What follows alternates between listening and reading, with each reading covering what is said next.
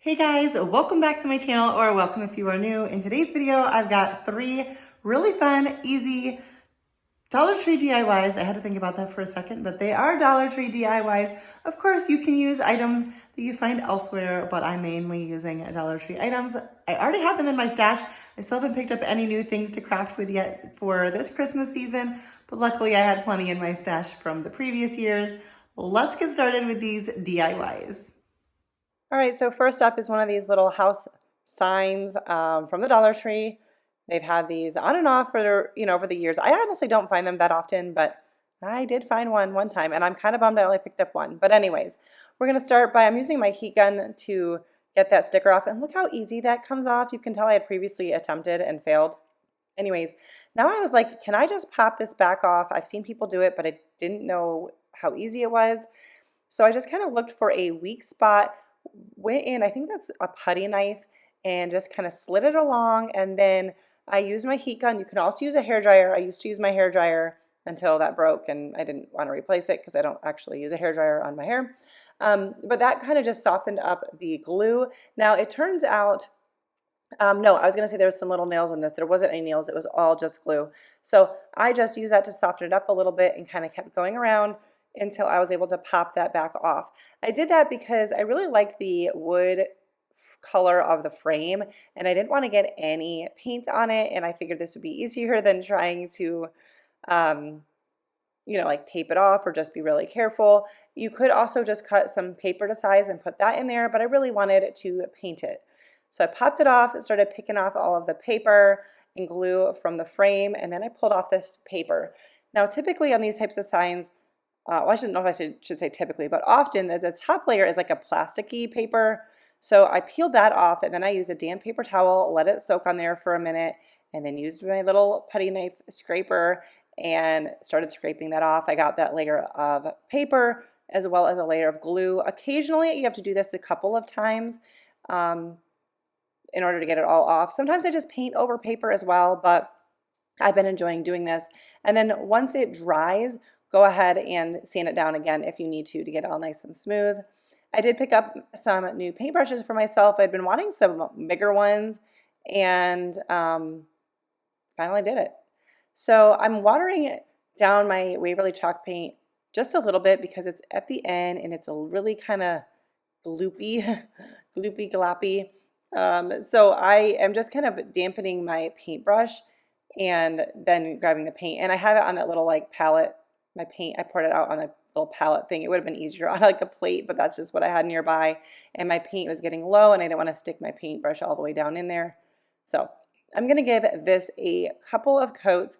It did take a couple coats for me to get it just as smooth as I wanted it to be, but I also did the back side just because I accidentally got a little paint on the back and I wanted to clean that up a little bit, so I just did it the whole thing. Now I'm using some window clings. We're going to use these in a couple DIYs today. I have had them for a while. I don't know if they were from Walmart or Dollar Tree, but I love using window clings in my projects, and I just figured out my placement, and I'm putting some Mod Podge and getting off any fuzzies that made it there. And we're going to smooth that out, trying to push out all of the air bubbles under the window cling, and now I'm going to do the top part as well. And you have a little bit of wiggle room until the Mod Podge starts to dry and get tacky, then it's a little harder to move it. And I'm just adding a little snowflake. That was part of the window cling sign as well. I've got not much left from this set, but often those packs of window clings you can do multiple DIYs with, so it's a really great deal. And then we're going to just use some hot glue. Well, I'm showing you this because this is real life, so I don't want you to think that if you have struggles that you're alone. I went to use hot glue, but even though this was on the hot temperature setting, by the time I put the frame down, the glue had already cooled, like the surface was cool, so it just pulled back up. The glue was already dry here. So I'm just picking it off all the way around, and I'm going in with wood glue super glue, which is also from the Dollar Tree, and I'm just putting a little bit of that around. I didn't want it to like ooze out, so I just put little dots, and then I smudged it with my finger so that when I press these together, it wouldn't like kind of ooze out of the sides. We're going to place our sign back on, and then I ended up putting my container of acrylic paints on top just to weight it down. And this is how this one came out. You cannot even see the edges of the window clings. Not that that really bothers me, but I think it looks great. Sorry for the shadow on it. It's kind of hard because of the depth of the box. So for this next one, this is a clearance find from Walmart last year, but you could use other frames, something you've thrifted, something from the Dollar Tree. This one, I'm taking the sticker off. This one is a little bit harder to get out of the frame than the other one, but once again, I was like, this would be a lot easier. I really like the red frame. So I'm heating it up with my heat gun. This one did have a couple of nails in there as well, which I don't think I show. I did ultimately pull them out before I put it back together, but I was able to just press this frame out. I was worried that I was gonna like break something, but I didn't, and I knew that I hadn't spent very much on it because I got it on clearance at the end of last year, so I probably got it like 90% off is my guess. So yeah, we're just gonna pull that out. This picture is not particularly Christmassy to me. It's got some wreaths on the buildings, but once again, the top layer was kind of plasticky. You could just put some scrapbook paper down, however you want to go about this. I'm scraping the hot glue around the edges and then getting the paper off. Then I did the same method I did with the last one, where I took a damp paper towel, laid that on there, scraped everything off that I could, and then I went in and sanded it to get it as smooth as I could and wiped off any dust. And then we're going to give it a couple coats of white paint. Once again, I ended up doing the back side as well. I tried to like not get paint on the other side, but I feel like it always happens, and so I just painted it so that it didn't just look like there was drips of paint. And then I went in with a chippy brush and did a dry brush of that white paint on the red frame. I didn't want to paint the whole thing over again. These DIYs are a little bit more whimsical. I like the red.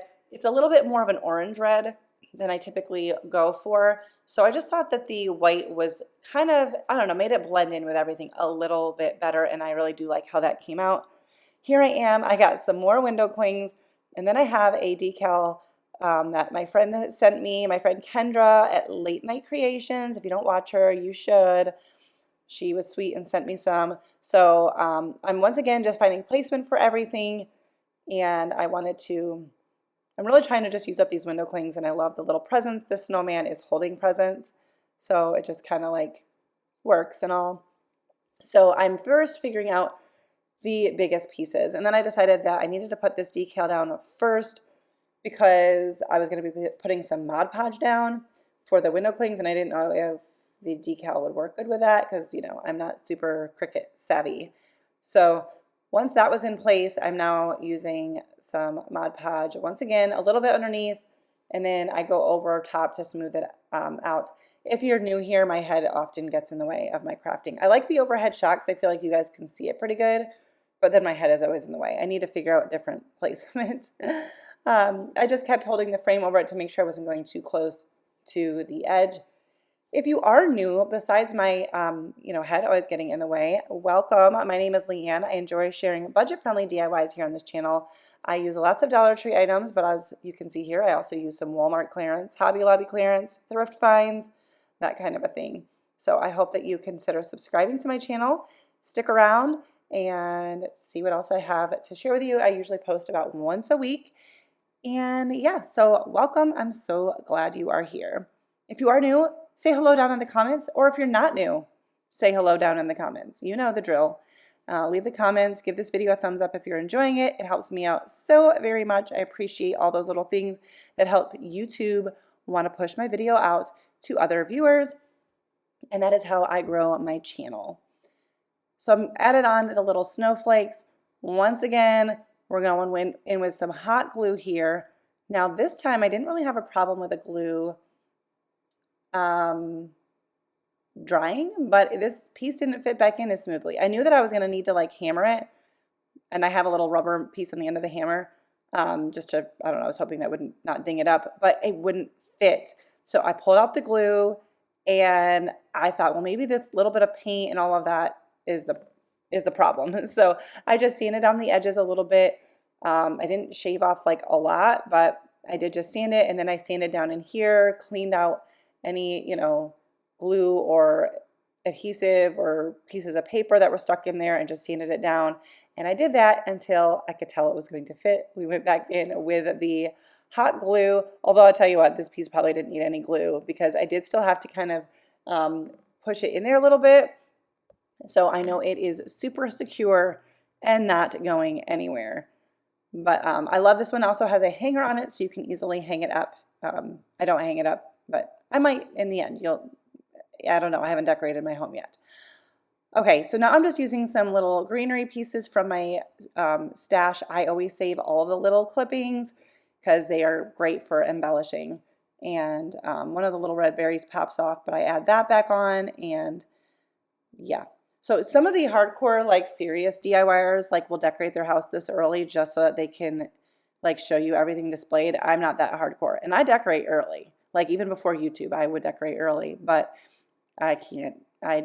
Sorry guys. I'm just going to show you these guys, leaned up together.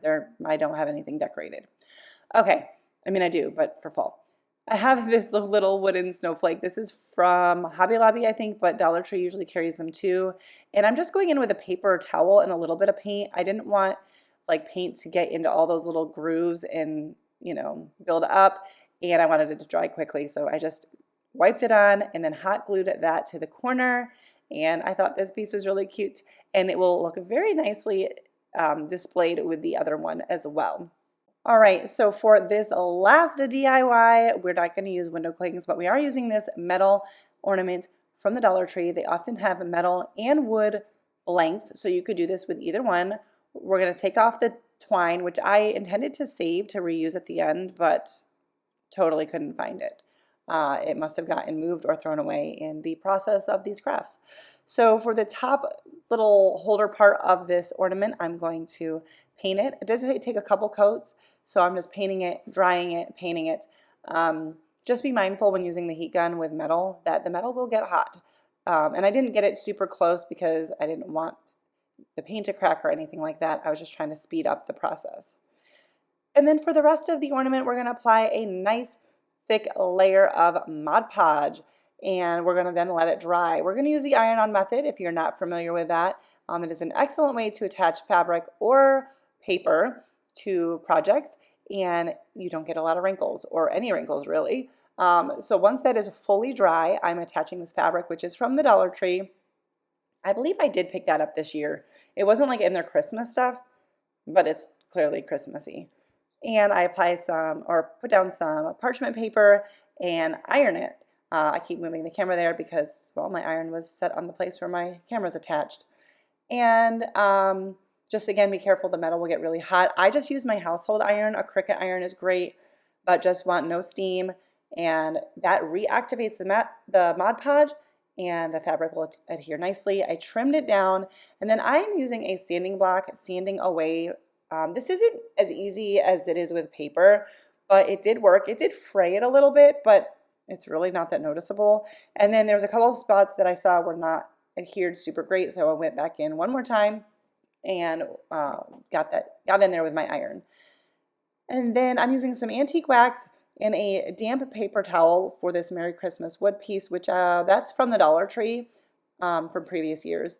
And I did it this way with a damp paper towel. I would have used a baby wipe, but I don't have any more baby wipes. I need to pick some up. But I wanted a really, really light stain.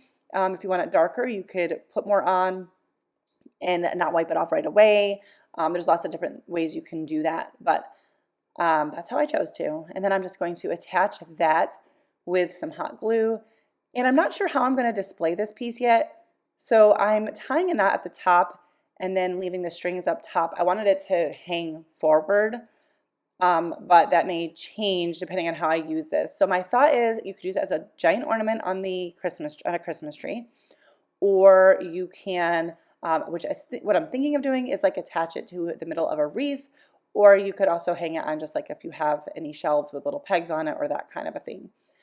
So I didn't tie the ends at the top yet because I don't know what I'm going to do with it yet.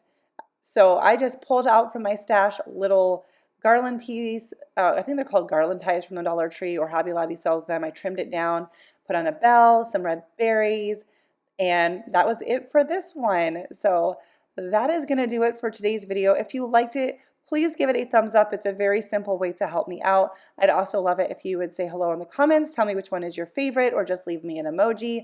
Maybe we can leave a snowman emoji since that is in these DIYs.